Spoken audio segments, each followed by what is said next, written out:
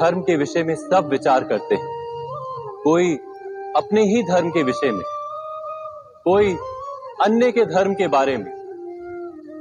किसी के अधर्म को लेकर चर्चाएं होती ही रहती। कोई भी ऐसा नहीं है जो धर्म के विषय पर विचार ना करता। किंतु वास्तव में धर्म है क्या? क्या कोई ये समझ पाया है? धर्म मनुष्य को दूसरे मनुष्य के साथ, समस्त सृष्टि के साथ सुख से जीने का ज्ञान देता है। यही कारण कि किसी धर्म के स्थान पर मनुष्य को सदा ही शांति प्राप्त होती। क्या यह आपका अनुभव नहीं? अर्थात धर्म मनुष्य के सारे संघर्षों का नाश करता है। पर यह किस प्रकार संभव है कि किसी मनुष्य को किसी अन्य के साथ कोई संघर्ष ना हो?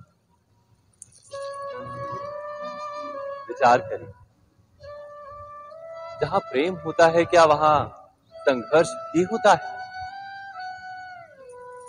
आप कहेंगे हाँ, अवश्य होता है। किंतु आप थोड़ा और विचार करेंगे तो ये जान जाएंगे कि जिस समय संघर्ष होता है उस समय प्रेम का विस्मरण हो जाता है और फिर इच्छाएं जागती, अहंकार जागता है, क्रोध जागता है, पर प्रेम नहीं जागता। क्योंकि जहां प्रेम जागता है वहां सारे विवाद, सारे संघर्ष, सारे झगड़े नष्ट हो जाते हैं।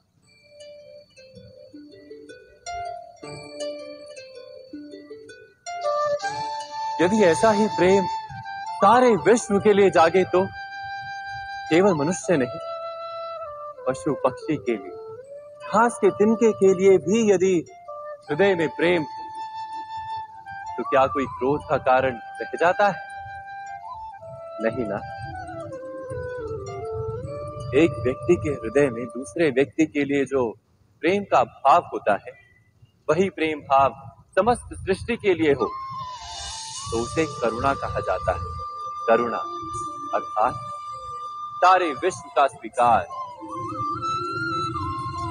सबके लिए केवल प्रेम और कुछ नहीं, कहीं किसी के लिए कोई विरोध नहीं। करुणा ही वास्तव में सारे धर्मों का सार है।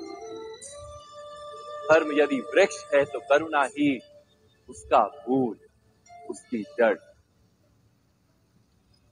पर बार बार ऐसा समय आता है कि मनुष्य धर्म के मूल को ही भूल जाता है, कुछ नियमों, परंपराओं को पकड़कर बैठता है और करुणा को भुला ही देता है। और ये जगत भर जाता है संघर्षों से, ईर्ष्याओं से, शोषण से, क्रोध से, बैर से, अर्थात अधर्म। और तब परमात्मा को अवतार धारण करना पड़ता है मनुष्य को वास्तविक ज्ञान देने की। महाभारत की ये कथा भी ऐसे ही समय की कथा है जब कुछ लोग परंपराओं को धर्म मानकर जीते थे और दूसरे अधर्म से भरे, क्रोध, बैर, महत्वाकांक्षाओं के भंवर में फंसकर धर्म का नाश कर रहे थे।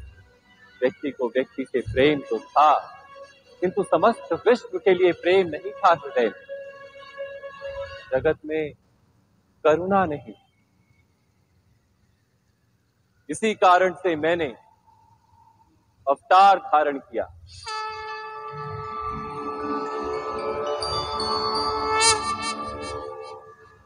परित्राणाय साधूनाम, साधुओं को मुक्त करने के लिए, विनाशाय च दुष्कृताम, बुरा कार्य करने वालों का नाश करने के लिए, धर्म संस्थापनार्थाय, धर्म की स्थापना के लिए मैं वासुदेव श्रेष्ठ प्रवेश करने जा रहा हूं महाभारत की इस कथा में।